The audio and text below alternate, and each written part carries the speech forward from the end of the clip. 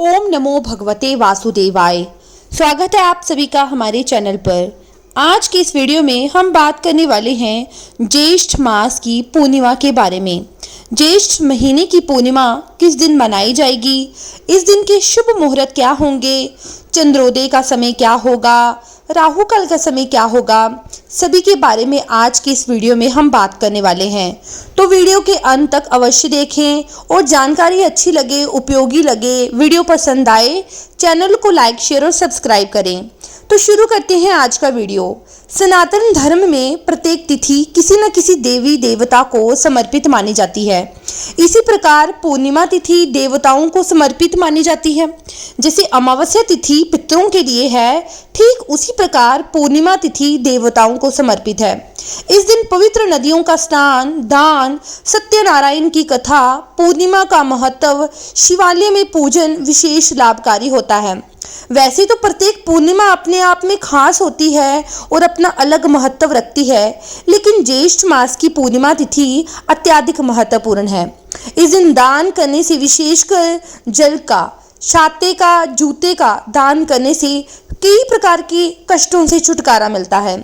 पूर्णिमा के दिन किसी पवित्र नदी में स्नान करें। अगर आसपास कोई नदी नहीं है तो घर में ही गंगा जल मिश्रित जल से स्नान करके सूर्य भगवान को अर्घ्य प्रदान करें और उसके बाद अपने सामर्थ्य के हिसाब से दान अवश्य करें। इस दिन सत्यनारायण की कथा करवाएं। अगर नहीं करवा सकते तो खुद सत्यनारायण भगवान की कथा पढ़ें या श्रवण करें। इससे पितरों को शांति मिलती है, घर में सुख समृद्धि आती है। पूर्णिमा का व्रत भी किया जाता है। कहा जाता है पूर्णिमा का व्रत करने से संतान की उत्पत्ति, संतान की उन्नति, संतान संबंधी सभी प्रकार की बाधाएं समाप्त हो जाती हैं। तो पूर्णिमा का व्रत अत्यंत लाभकारी है, सौभाग्यशाली व्रत होता है ये, और सौभाग्यवती स्त्रियां अपने सौभाग्य के लिए भी पूर्णिमा का व्रत धारण करती हैं।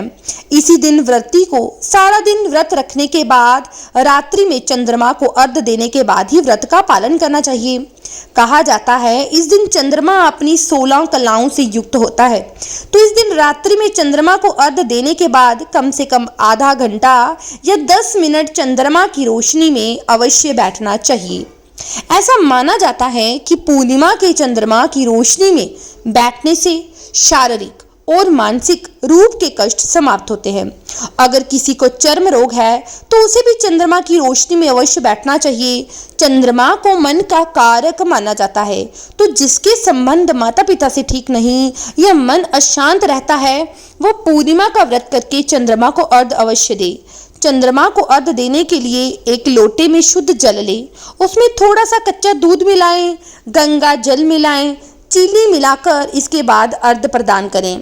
ध्यान रहे अर्घ्य देते समय पैरों पर छींटे नहीं पड़ने चाहिए, तो इसके लिए कोई भी पात्र रखकर उसमें आप अर्घ्य दे सकते हैं।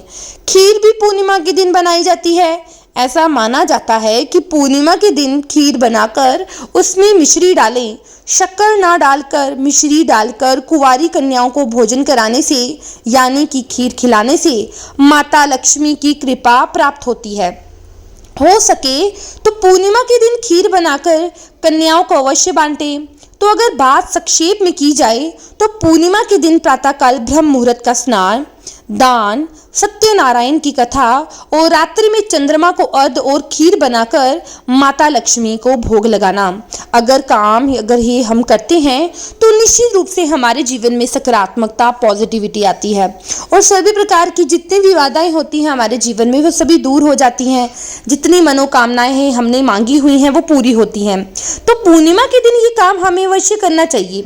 अब ज्येष्ठ मास की पूर्णिमा कब है ये जान लेते हैं। तो देखिए, ज्येष्ठ मास की पूर्णिमा तिथि शुरू हो रही है 29 जून सोमवार की सुबह 3:07 पर और इसका समापन 30 जून मंगलवार की सुबह 5:26 पे है। तो ऐसे में कहा जाए उदय तिथि के अनुसार जो ब्रह्म मुहूर्त है और सूर्योदय तिथि के अनुसार जो पूर्णिमा का व्रत है वो 29 जून सोमवार को ही रखा जाएगा। इसी दिन पूर्णिमा तिथि विद्यमान रहेगी। तो पूर्णिमा का स्नान, दान, सत्यनारायण की कथा 29 जून सोमवार के दिन हो जाएगी। इसी दिन पूर्णिमा तिथि विद्यमान है। और पूरे दिन विद्यमान है, तो इसी समय पूर्णिमा का दान सत्यनारायण की कथा आप सोमवार 29 जून को करवा सकते हैं।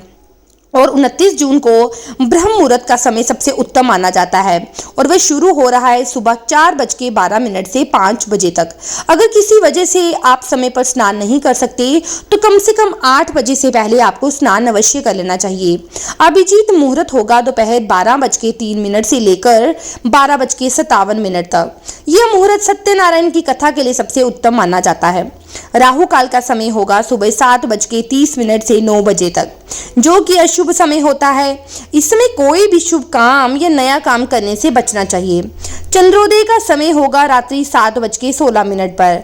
चंद्रमा को अर्घ देके ही व्रत का पारण करें, तो 7:16 के बाद चंद्रमा को अर्घ देकर कभी भी व्रत का पारण आप कर सकते हैं। तो ये थी ज्येष्ठ मास से जुड़ी संपूर्ण जानकारी। अगर आपको जानकारी अच्छी लगती है तो कृपा करके चैनल को सब्सक्राइब करें और औरों के साथ शेयर करें, वीडियो को लाइक करें। चैनल को सब्सक्राइब नहीं किया है तो करें और इस वीडियो को में बने रहें। और इस चैनल पर अन्य प्रकार की वीडियो भी डाली जाती हैं। अगर आपने ये